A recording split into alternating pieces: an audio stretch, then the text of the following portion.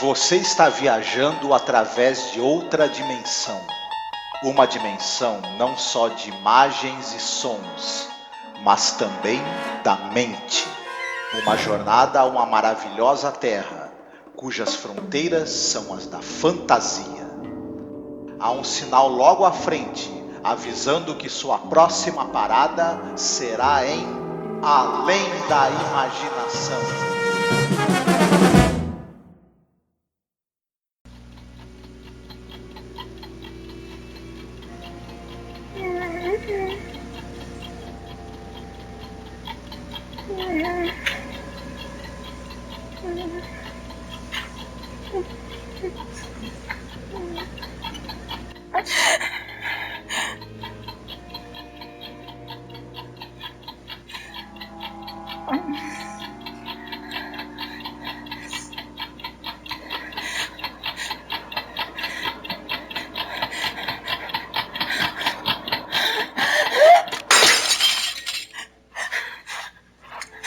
Olá, ouvinte! Seja bem-vindo a mais um episódio sobre a série Além da Imaginação, a série clássica.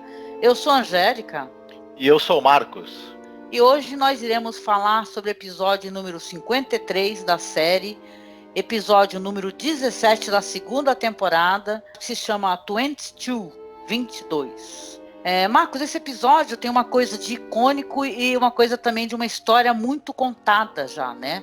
Mas eu queria destacar que esse é mais um daqueles episódios onde a gravação é aquela gravação de vídeo, né? Que é meio sem profundidade e tal. Apesar de ser um episódio, na minha opinião, excepcional. Sim, e é mais um episódio dirigido pelo Jack Smite. Boa parte dos episódios que a gente já tinha comentado isso, né? São gravados em videotape, foram dirigidos por ele por conta da experiência que ele já tinha e confiavam, né, a ele os aspectos técnicos desses episódios, que você mesma também já falou várias vezes aqui. Eles têm a ver com diminuição de custos, né, da série. Sim, aquela economia, né, de orçamento que eles estavam tentando fazer funcionar, mas vão abandonar mais para frente, né, para alívio dos fãs, né? Sim, isso é uma característica. Quem é jovem, né, assiste televisão hoje, vai estranhar isso, talvez, porque as séries hoje, quando ela tem uma temporada de muito sucesso, o que costuma acontecer é que de uma temporada para outra, o investimento aumenta, entra mais dinheiro na série. Por isso que a gente vê séries aí um exemplo, Game of Thrones, por exemplo, é um exemplo, acho que paradigma disso. Cada temporada você tinha efeitos especiais mais ambiciosos, enfim, tinha mais dinheiro envolvido por conta da audiência, do merchandising. Na TV dos anos 60, 50, 60, tudo, era outra coisa. As séries tinham muito menos temporadas, e quando a primeira temporada fazia sucesso, dava dinheiro, a estratégia era, à medida que as temporadas fossem avançando, ter um investimento cada vez menor, manter o mesma grana de anunciantes, se possível, investindo menos e tendo um lucro, segurando ali o lucro. Mesmo que você perdesse um pouco dos anúncios, você diminuindo custos, você ia levando aquilo enquanto desce. E muitas séries acabaram tendo a qualidade prejudicada com isso. Um exemplo famoso também é a série do Jornada nas Estrelas.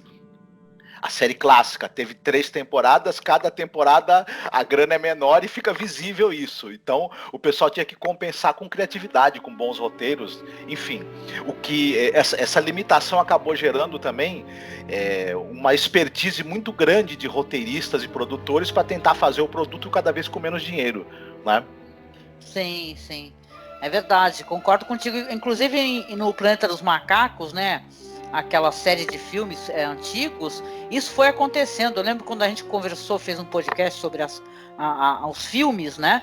A gente comentava isso, quanto mais sucesso fazia, menos grana a Fox investia, né? Chegava um ponto que tinha pouquíssima grana para maquiagem, usavam máscaras, né? Faziam aqueles close, aqueles planos fechados, né? Para evitar perceber que tinha poucos extras. Então é a tendência mesmo dessas empresas, né? Eles quererem ganhar cada vez mais dinheiro investindo o mínimo possível, né? Mas o certo é que aqui em Além da Imaginação os episódios que foram gravados dessa maneira não foram muitos, né? Então a gente dá uma respirada, né, e tal, porque esse é um daqueles episódios que eu até estava comentando contigo. A gente tem a impressão que se tivesse a fotografia ali do George Clemens, hein, ia ser um luxo de episódio, mais ainda do que porque eu acho que eles fizeram até um trabalho bem feito, né, dentro das possibilidades.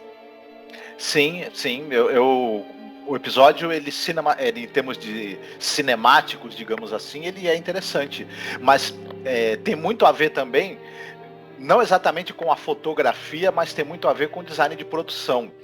E a trilha sonora, essas duas coisas geram um clima opressor, um clima de um forte suspense e de uma estranheza em alguns momentos que casa muito bem com a história.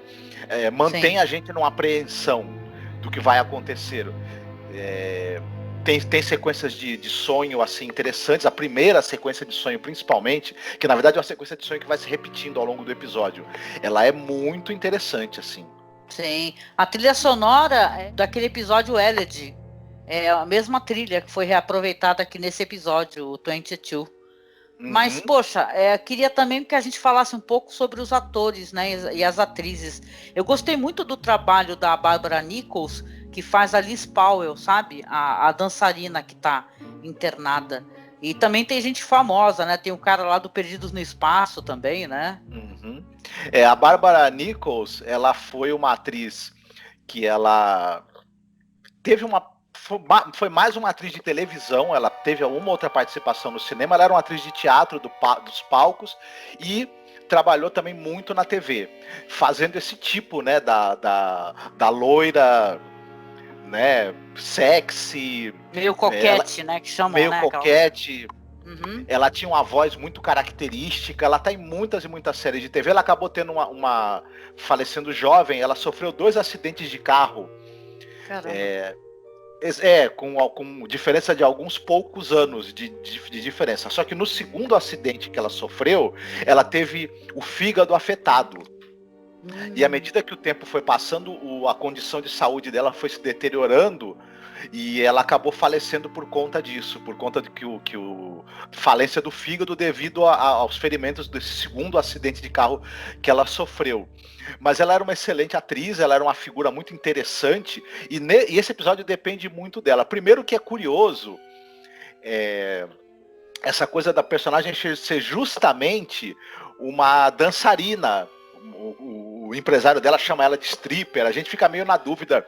Ela é meio stripper, meio dançarina, mas ela é ela deve ser daquelas dançarinas exóticas, né, que chamam, né? Isso. E é o tipo de pessoa que a gente associa uma grande alegria, vivacidade. A gente não imagina essa pessoa no hospital tendo crises nervosas, que é o caso dessa personagem. Então já gera uma curiosidade isso, né? É interessante terem escolhido uma personagem que é uma dançarina, né? Pra estar nessa situação. E a gente vê ela nessa situação dela ter esse sonho muito, muito estranho, né?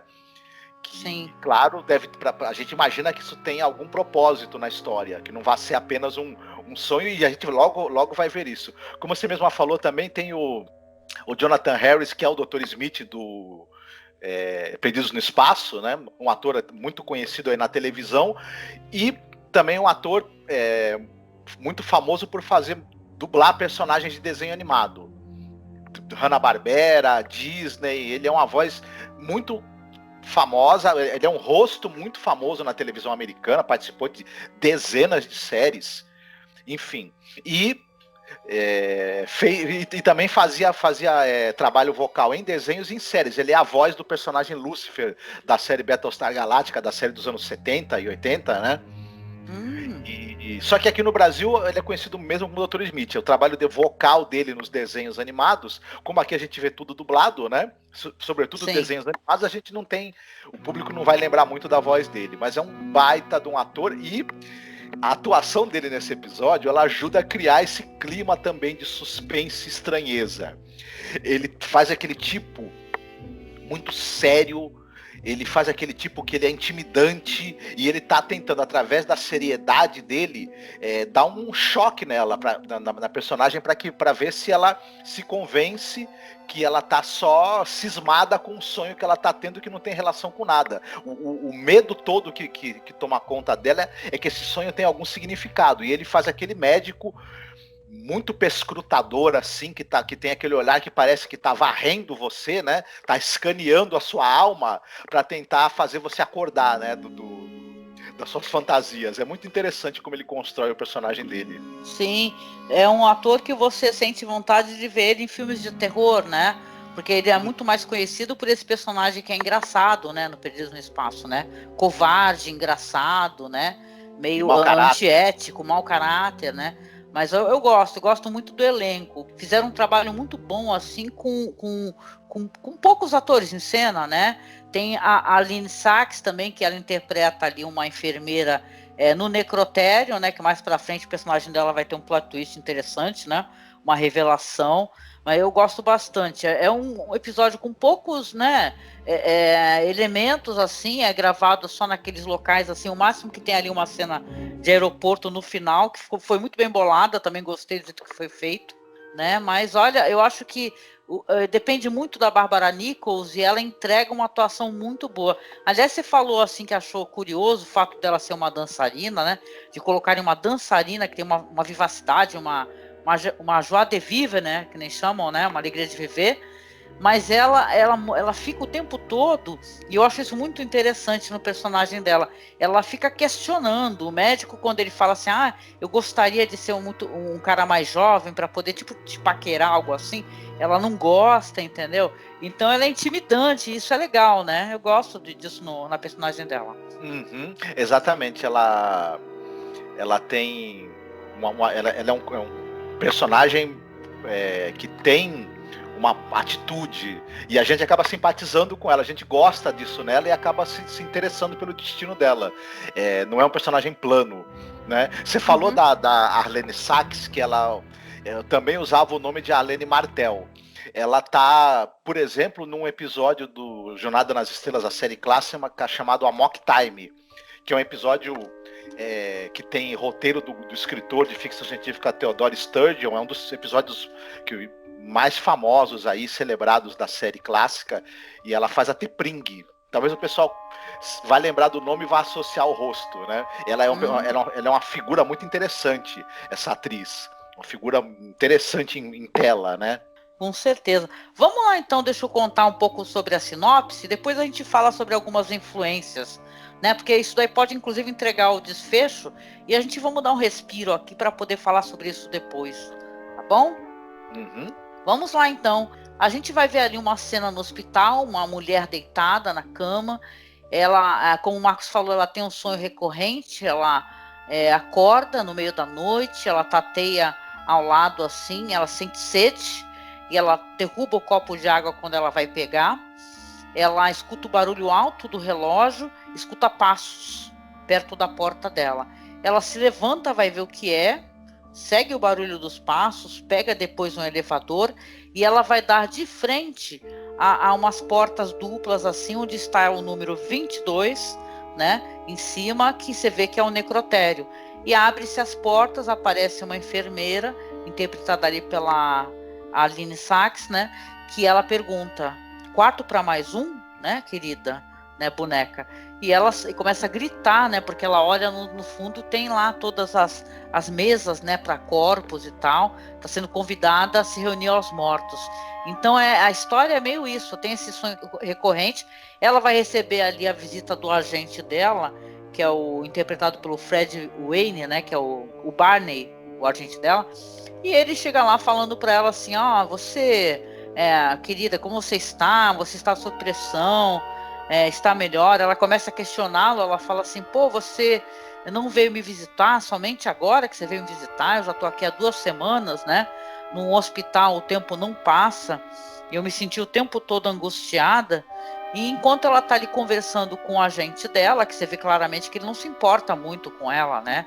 É mais um motivo de ganho, assim, ele meio que foi conferir, né? Se ele já estava melhor para poder voltar a trabalhar, né? Aí entra o médico. O médico entra todo sorridente, brincalhão, né, paquerando, coisa que deixa ela irritada, porque ela já tá, né, tendo esses sonhos, são sonhos lúcidos, né, que ela diz que tem, que ela sente isso fortemente, e ela acha que de alguma maneira as coisas estão acontecendo, não são apenas sonhos. E o médico fala, olha, você tem que tirar isso da cabeça, eu vim provar para você aqui que você está enganada, você fala que vê uma enfermeira no período noturno, eu trouxe aqui uma pessoa, e ele abre assim a cortina, tem uma moça, só que não é a moça que ela está vendo, ela fala, não é essa mulher que eu vejo, né? E fica nesse pé, né? Ela teimando que sim, que ela está tendo esses sonhos recorrentes, que isso quer significar alguma coisa, que ela se sente amedrontada, que ela nunca se sentiu assim, e eles tratam ela como se ela estivesse, né, perturbada, louca, desequilibrada e tal, até o momento onde no episódio ela, claro, ela, apesar disso tudo, né, sob muito sedativo, ela acaba recebendo alta. E aí sim a gente vai ter o desfecho da história. Então, essa é uma história, para isso eu vou ter que entregar o desfecho, que ela é uma história que ela está dentro do imaginário cultural, né? Vocês conhecem aquela história, vocês lembram do Encontro em Samarra? Né, que eu acho que é uma anedota que foi contada de boca em boca, onde a morte, ela está contando uma história que tinha um mercador em Bagdá que mandou o criado comprar provisões, aí ele volta desesperado da feira falando que esbarrou numa mulher e quando virou viu que era morte, né? Diz o empregado lá, o criado, que a morte olhou com um olhar e fez um gesto ameaçador, né? Aí ele pede o cavalo para o mestre e fala, eu quero fugir, eu vou para Samarra, eu vou embora, a morte não vai me encontrar. Aí diz que o mercador depois foi ao mercado e ele encontra essa figura, né, que é julgado que sim é a morte, e fala assim, pô, por que você fez esse gesto ameaçador pro meu criado, quando você o viu, né? Aí diz que a morte responde assim, pô, foi apenas surpresa, né? Eu fiquei meio admirada de encontrar ele em Bagdá, sendo que eu tenho encontro com ele lá em Samarra à noite. Uhum. Essa é uma história muito comum, né? Para ser justa, essa história, as pessoas relacionam muito com aquele filme Premonição. E sim, tem uma influência. Porém, essa é uma história muito mais antiga, né? Porque se você vai verificar, já existia na verdade uma coletânea de histórias antigas, feitas ali em 44, né? Que tinha uma história que na verdade tinha uma jovem, olha só, mais uma historinha, né? Uma jovem que ela vai visitar uma região rural e tal, e ela é acordada à noite pelo som de cavalos na estrada embaixo da janela do quarto dela. Quando ela olha ali ao luar, tem um carro funerário puxado a cavalo e o motorista do carro ergue os olhos, tem um rosto assustador e fala para ela, há espaço para mais um, né? Então essa história, para você ver, eu falei dessa história do Encontro em Samarra, tem essa edição de 44 aí, editada pelo Bennett Cerf, se não me engano, tem a história do Buzz Collector, que até tá naquele filme Dead of Night, né, também, que é uma história de terror de alguém que está chamando você para algo e na verdade é uma história de aviso, né? Tá querendo te avisar, uma visão premonitória, né? Então, acho que é até mais justo, assim, em vez de falar que foi sugerido diretamente para o filme Premonição, e sim, tem muita influência, principalmente para a questão do aeroporto, é uma história que já está dentro do imaginário, né? Popular e tal, né? Sim, virou quase que uma coisa folclórica, né? Tá dentro do folclore americano e de outras civilizações, essas histórias em que você encontra a morte na forma de uma premonição e você tenta fazer alguma coisa para evitar que essa premonição se cumpra, que ela é a morte, obviamente, né? Ela aparece como enfermeira e depois a gente quando ela tá lá no avião recepcionando as pessoas, a gente sabe que ela é a morte. Esse episódio é interessante por conta de que você estava falando dessa anedota, né? E que isso tá no imaginário das pessoas. Que você tem um encontro com a morte. E a morte te dá um aviso, ó, eu vou te pegar, tô de olho em você, vou te encontrar mais ali na frente. Normalmente nessas histórias, a pessoa tenta evitar esse futuro encontro com a morte e na tentativa de evitar que ela acaba caindo nele. E ela se ferra. Né? A morte acaba te pegando. Nesse caso do episódio, acontece o contrário. Ele tem um final mais feliz para a personagem, pelo menos da dançarina. Porque nesse sonho ela tá tendo um encontro, uma premonição. E essa enfermeira do necrotério que ela vê é a morte. Dizendo para ela, tem tem um lugarzinho vago pra você aqui. Você quer? E no final do episódio, quando ela sai, ela tá de saco cheio desse agente dela que fica indo no hospital pra saber se ela tá bem, se ela pode voltar pro trabalho pra ele voltar a ganhar os 10% dele. Ela resolve viajar. E no que ela vai pegar o avião é o voo 22, ela já, opa, 22, peraí. Ela começa a ficar preocupada. Aí ela esbarra numa mulher, a mulher tá levando um objeto de vidro e o objeto cai no chão e quebra igual ao copo do sonho. Ela já, né, fala... É legal, opa, né? Porque ela tem que fazer a interpretação, porque o sonho dela, ela não vai encontrar essa premonição de maneira literal, né? Ela interpreta, ela começa a sentir sede, ela vai escutar o número do voo, vai ficar assustada, a pessoa vai quebrar sei lá, uma jarra de vidro, né? No aeroporto, né? Então ela vai identificando e vai fazendo a leitura dos sinais, né? Legal isso daí, né? Sim, aí a gente sabe, aí quando ela vai subir no avião e a aeromoça é a mesma, tem o mesmo rosto da enfermeira do necrotério. E a aeromoça faz essa pergunta, né? Fala pra ela, tem lugar pra mais um, room for one more. Só que é esquisito isso. Uma aeromoça falar isso pra você. Ela iria falar, você tá atrasada, vamos, o voo vai sair. A aeromoça tem um ar, né? Ela não fala apenas assim, sorrindo, ela tem um ar de como se ela estivesse guardando um certo segredo. Então daí que você interpreta a personagem dela, que quando ela fecha aquela porta, ela tá fechando, ela tá selando o destino daquelas pessoas. Isso. Né? É a morte, ela fecha aquela porta com uma cara de satisfação sensacional, que ela fala, peguei todo mundo, menos ela, menos a dançarina que resolveu ir embora, né? Mas não tem problema, sobrou bastante pra mim. Pô, é muito legal a interpretação da Bárbara Nichols, né? Que quando ela tá se encaminhando pro avião para subir as escadas, né? Antes de encontrar a aeromoça, ela tá parecendo que tá indo para um cadafalso, sabe? Tá indo em direção à morte. Você vê a música do episódio é muito boa, né? Para colocar a gente numa tensão, episódio de terror, né? Então é muito legal como é tudo construído assim para esse grande finale, né? Para essa surpresa que a gente vai ter. E quando ela vê a aeromoça, ela grita desesperada, desce correndo, cai no chão, volta correndo para dentro lá do ambiente ali de espera, e as pessoas estão amparando ela. O avião, a porta vai ser fechada, o avião vai decolar e explode no ar, né? Claro, tudo feito assim de uma maneira do que é possível fazer enquanto um efeito especial, né? Mas para mim funciona, né? Tem aquela claridade neles e tal, e o horror, né? Isso é muito interessante porque é o choque do episódio, né? Quando você vê que na verdade ela estava fugindo ali de um destino certo.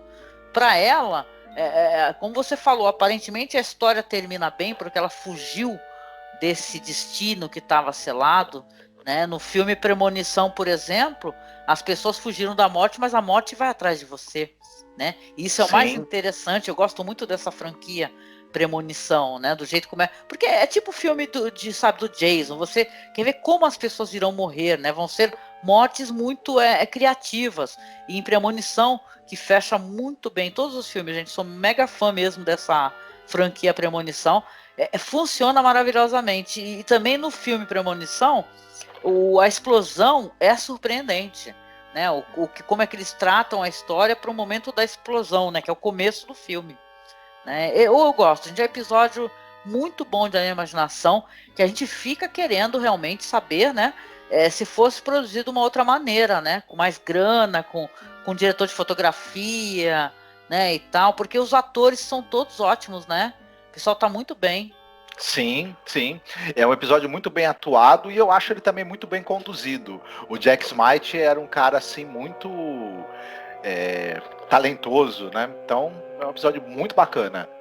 Sim, muito, muito legal, gente. Para quem tiver curiosidade, dá uma procurada também nessas histórias que são baseadas, né? Que tem essa história do encontro marcado com a morte, tipo The Bus Collector, né? Que é um conto do E.F. Benson, né? Não sei se tem tradução para português, né?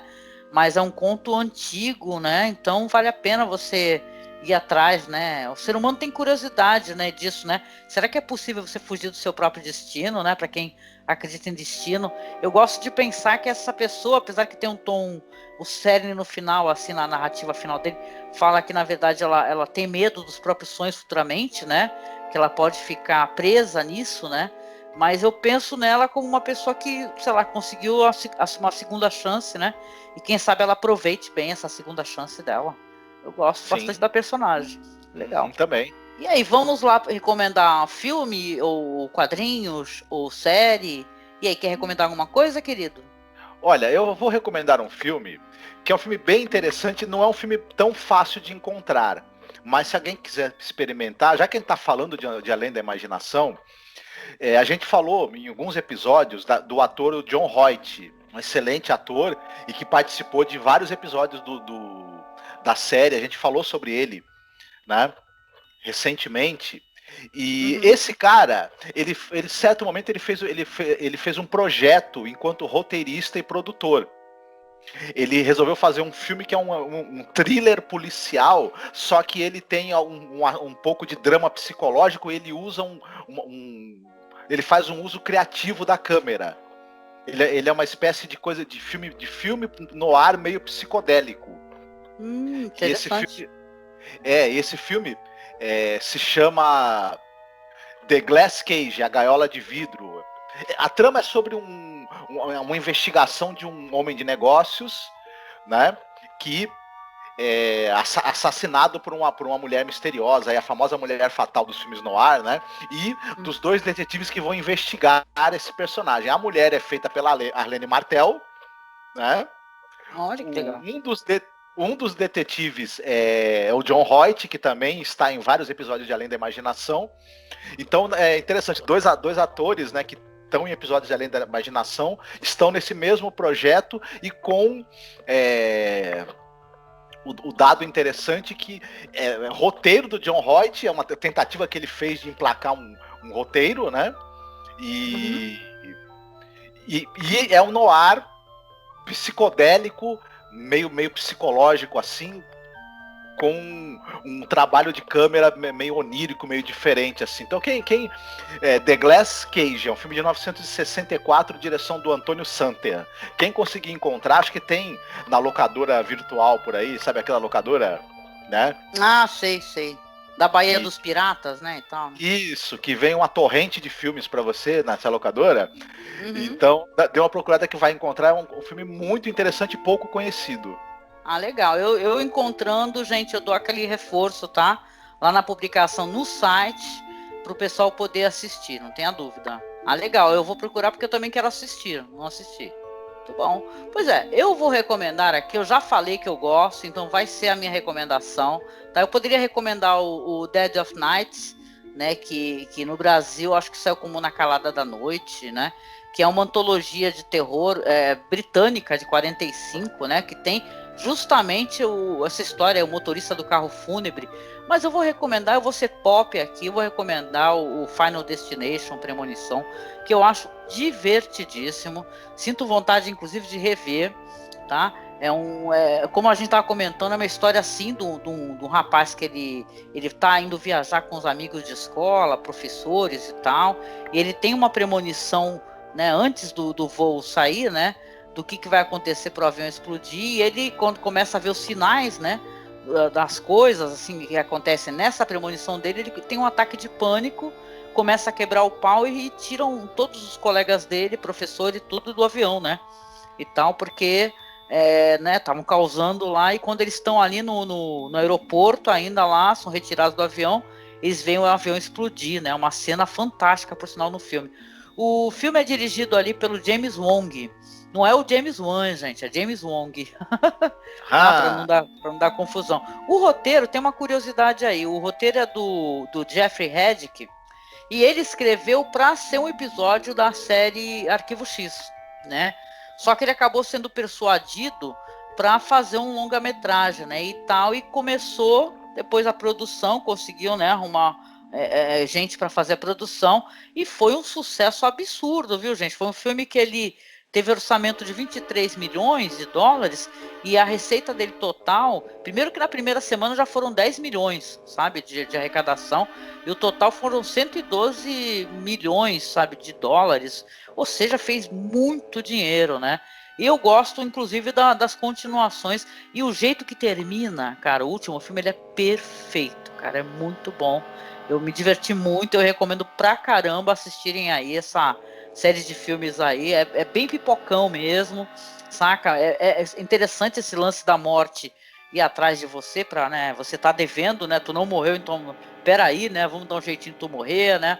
Vai ser um piso molhado, vai ser uma eletrocução, alguém atravessando a rua sem olhar. Então é muito interessante. Eu gosto.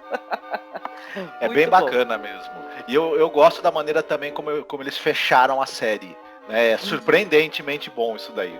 Ah, sim. Ó, fica como uma segunda recomendação aí mais elegante, para quem quer ser mais cult, essa antologia clássica aí do Dead of Night, tá? Então, para quem quiser conhecer, para falar a verdade, faz muito tempo que eu assisti, mas eu lembro que é muita gente foda envolvida, sabe? São episódios dirigidos por vários diretores, assim, individualmente. É uma antologia lindíssima, tem por aí totalmente remasterizada, e, cara, tem histórias de gelar o sangue, viu? Tem a história do boneco de ventríloco aí, que é uma história famosa também, né?